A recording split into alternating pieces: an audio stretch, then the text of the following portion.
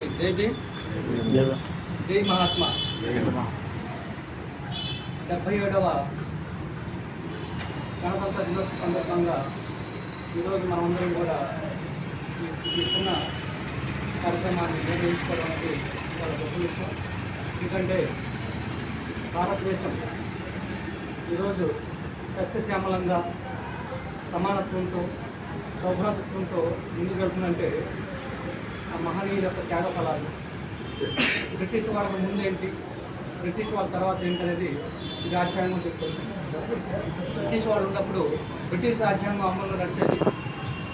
వెళ్ళిపోయిన తర్వాత మన దేశాన్ని మనమే పరిపాలించుకుంటున్నాం కాబట్టి మనకంటూ ఒక రాజ్యాంగం ఉండాలని భారతదేశ ప్రధానమంత్రిగా మొదటి ప్రధానమంత్రి నెహ్రూ గారు ఆలోచించినప్పుడు వాళ్ళు మొట్టమొదట జర్మనీ దేశాన్ని ఆచరించారు. జర్మనీ దేశం అప్పుడు ప్రపంచంలో మంచి తెలివైన దేశంగా నడుస్తూ ఉంది. అందువల్ల జర్మనీ దేశానికి వెళ్ళి ఒక రాజ్యాంగాన్ని రాయాలనేటువంటి అక్కడ మహా కవి ఉంటే ఆయన అడిగారు. అని చెప్పాడు, ఏంటండి నేను రాజ్యాంగాలు రాసుకున్నటువంటి వాస్తవేను, కానీ నాకు రాజ్యాంగం రాసేటువంటి సమయంలో నాకు ఏదైనా డౌట్లు వస్తే నేను ఇండియాకి వచ్చి ఒక వ్యక్తిని కలుస్తాను, ఆయన నా డౌట్ క్లారిఫై చేస్తాడు, అప్పుడు నేను రాజ్యాంగం రచనలు కొనసాగిస్తాను అని చెప్పారు. అప్పుడు నెహ్రూ గారి టీం ఆశ్చర్యపోయారు. ఏంటి ఈ ఆలోచన అంటే, అవునయ్యా మీకు దేశంలో ప్రపంచంలో అత్యున్నతమైనటువంటి విద్యావంతుడు, అత్యంత జ్ఞానవంతుడు, అత్యంత తెలివైన వాడు మీ భారతదేశంలో ఉన్నాడు. ఆయనే డాక్టర్ మోహన్ బాబు బిఆర్ అంబేద్కర్ గారు. ఆయన కలవండి, మీ దేశం యొక్క రాజ్యాంగం ఎలా ఉండాలో, మీ దేశం ఎలా ముందుకు కొనసాగాలనేది చూపిస్తాడు అని చెప్పినప్పుడు వాళ్ళందరూ వచ్చేసి నాకు అంబేద్కర్ గారిని రాజ్యాంగ కమిటీలో తీసుకొని దాన్ని చైర్పర్సన్ చేసి రాజ్యాంగం రాయమని బాధ్యతలు అప్పగించారు. అది అంతకుముందు అంబేద్కర్ గారు రాజ్యాంగంలో రావాలి, నేను రాజ్యాంగంలో నేను పాల్గొనాలి, రాజ్యాంగంలో నా పాత్ర ఉండాలని అంబేద్కర్ గారితో ప్రయత్నం చేస్తే రాకుండా ఉండడానికి ప్రయత్నం జరిగినటువంటి సందర్భాలు ఉన్నాయి. ఆయన అంబేద్కర్ ఈ రాజ్యాంగ కమిటీలోకి వస్తే ఆ దేశం ఎలా మారిపోయిందో, దేశంలో ఎక్కడ అల్లుకొల్లం అవుతుంది, దేశంలో ఆలోచనలు మారిపోతాయి, మనం చెప్పినట్టు సౌకర్యంగా నడవద్దన్నటువంటి భ్రమని వాళ్ళు తెలుసుకొని పోగొట్టుకొని మళ్ళీ అంబేద్కర్ గారికి రాజ్యాంగం రాసే అవకాశం ఇచ్చారు. ఆయన రాజ్యాంగం కరెక్ట్గా రాశాడు.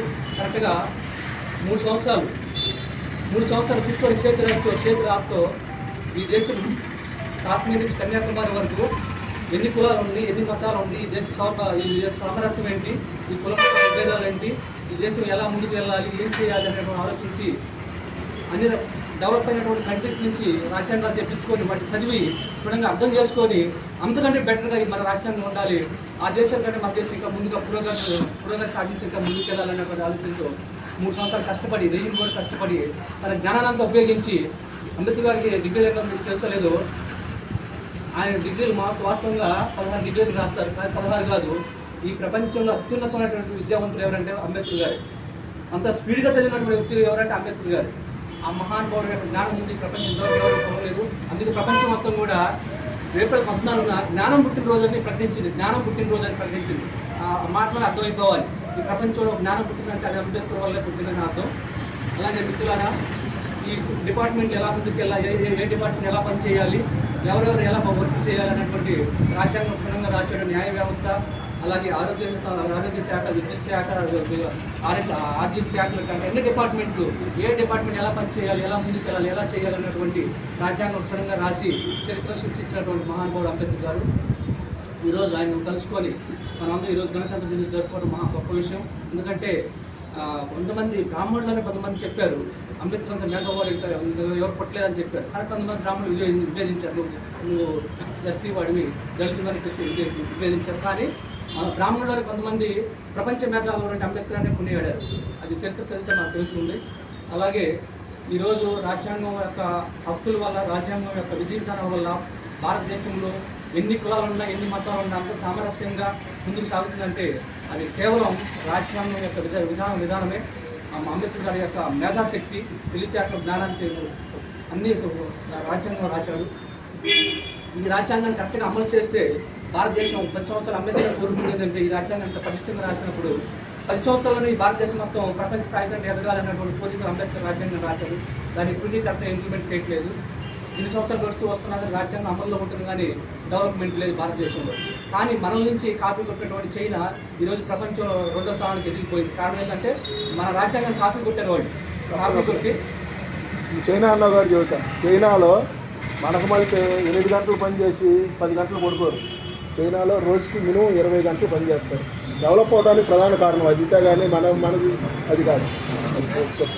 అన్ని విషయాలు సరే మనం చెప్పుకుంటే చాలా టైం పట్టింది. మహానుభావుడు భారతదేశానికి స్వాతంత్రం రావడానికి కారణం ముఖ్యంగా గాంధీ గారు పాత్ర పోషించారు. అది 100% ఆయనే. ఎన్ని సమస్యలు వచ్చినా నెహ్రూ గారు ఉన్నప్పుడు అందరూ వల్లభాయ్ సుభాష్ చంద్రబోస్ ఎవరు ఉన్నా కానీ ఆ మెయిన్ యొక్క క్యారెక్టర్ గాంధీ గారికి వస్తుంది. అలాగే ఈ భారతదేశం సామరస్యంగా అన్ని కులాల సమానత్వంగా గౌరవంగా కావాలంటే అది అంబేద్కర్ రాజ్యాంగం వల్లే అనేది ఖచ్చితంగా నాకు అర్థమైంది. ఇందులో మిత్రులారా మనం చేసే మన డిపార్ట్మెంట్లో నేను చెప్పదలుచుకున్న ఒకటే, నేను డిపార్ట్మెంట్ చేరినప్పుడు ఇలా మన ఎల్ఐ ఒక ఆయన మంచి తెలివైన జ్ఞానం నాకు చెప్పింది ఏంటంటే, అయ్యా మనం ఈ డిపార్ట్మెంట్లో జనానికి కరెంట్ ఇస్తున్నాం, వాళ్ళ ఇంట్లో వెలుగులు ఇస్తున్నాము. అలాంటప్పుడు వాళ్ళ ఇంట్లో వాళ్ళు కరెంట్ తీసేస్తే వాళ్ళు బాధపడతాం కానీ లేదా వాళ్ళు కరెంట్ లేకపోతే ఇన్ టైంలో కరెంట్ ఇవ్వలేకపోవడం అనేది చేయకూడదు. మన సాధ్యమంగా ఆ డిపార్ట్మెంట్లోకి వచ్చాక ఎంత రిస్క్ వచ్చినా వాళ్ళకి కరెంట్ ఇవ్వడానికి తెలుసుకోవాలి. రెండోది, మనం ఉద్యోగం చేస్తానికి వచ్చింది ఈ డిపార్ట్మెంట్లో గవర్నమెంట్ దగ్గర జీతం తీసుకోవడానికి వచ్చాం. మనం ఈ డిపార్ట్మెంట్లో ఉద్యోగం చేయడానికి వచ్చాం, గవర్నమెంట్ దగ్గర జీతం తీసుకోవడానికి వచ్చాం. పై డబ్బుల కోసం కాదు, లేదా అదనంగా డబ్బుల కోసం కాదు మనం వచ్చింది. కేవలం జీతం తీసుకుని బతకడం కోసం వచ్చాం.